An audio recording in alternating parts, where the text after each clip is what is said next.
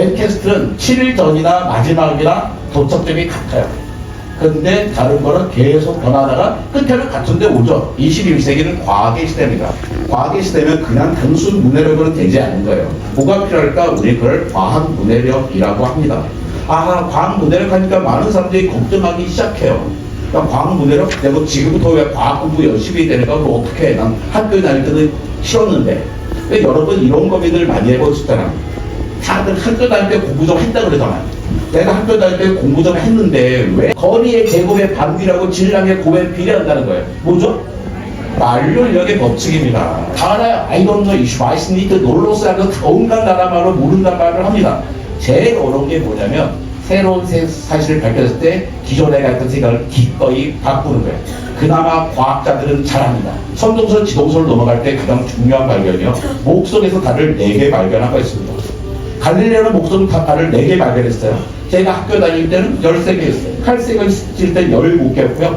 5년 전에는 62개, 4년 전에는 79개, 3년 전에는 90개. 코로나 되니까 줄 서서 손을 닦더라고요. 정말 열심히 손을 닦아요. 근데 왜 손만 닦았을까요? 뺨, 무릎, 팔꿈치 안 닦고. 왜 손만 닦습니까? 그러니까 손으로 많이 만졌어요. 손에 만졌으면 손에 뭐 박테리아 바이러스 많을 거예요. 이게 6만 배 차이 나잖아요. 이 손톱이, 새끼 손톱이 바이러스를 한다면 박테리아는 한 줌쯤 돼요. 사람 세포 이만해요. 콜라겐은 접근해서 접근쳐요. 이 피부로 우리는 알고 있잖아요. 박테리아랑 바이러스 못 들어온다는 걸. 그러니까 손톱만한 박테리아랑 바이러스 못 들어오는데 이 그랜드 홀만한 콜라겐이 들어올 수 있겠어요? 들어올 수 없죠. 그렇다면 우리가 열심히 지난달에 산 거 있잖아요. 콜라겐 화장품을 피부에 바르면 이 콜라겐 화장품이 피부를 통과할까요? 통과하지 않을까요? 콜라겐은 거대한 단백질입니다. 이 거대한 단백질이 통과하면 어떻게 해요? 박테리아랑 바이러스는 무선 통과해야 돼요.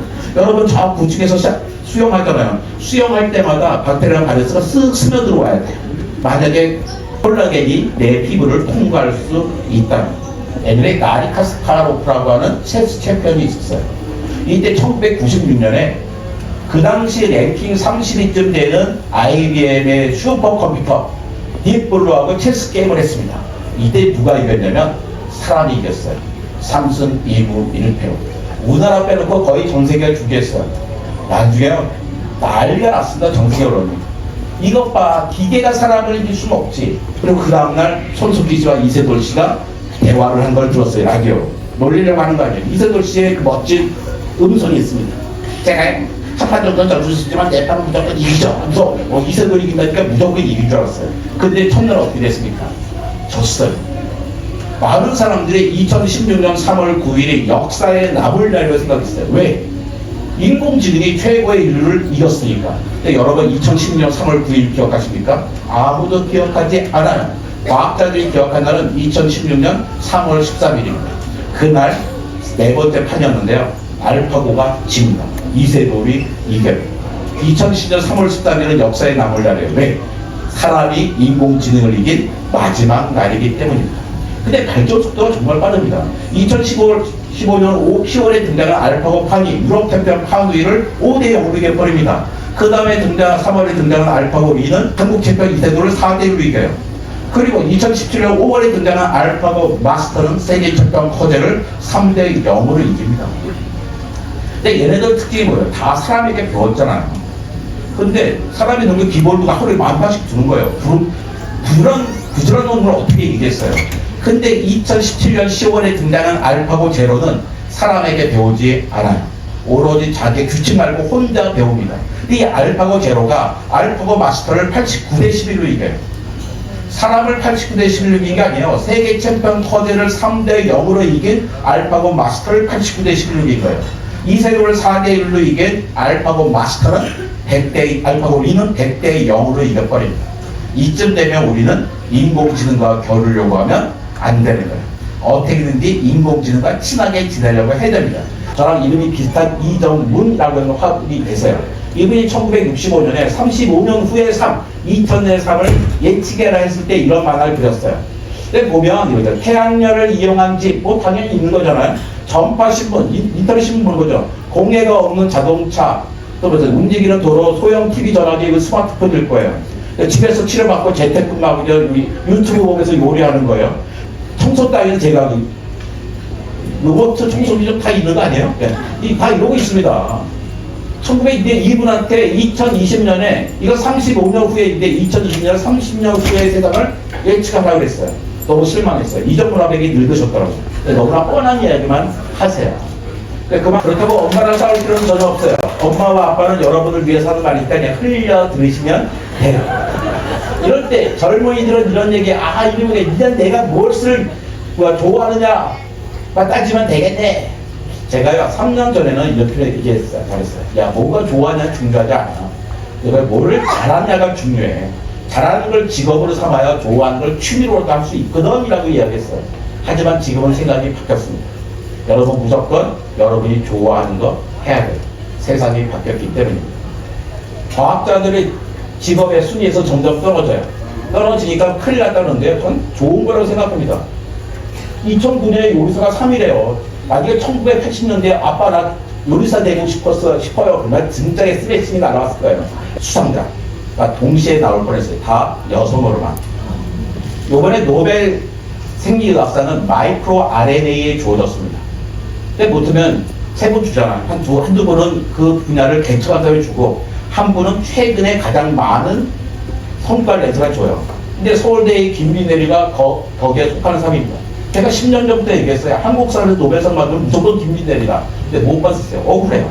받을 세 사람이 받을 자격이 없다는 얘기가 억울한 겁니다. 두 번째 노벨 화학상은 놀랍게도 인공지능에 주어졌습니다.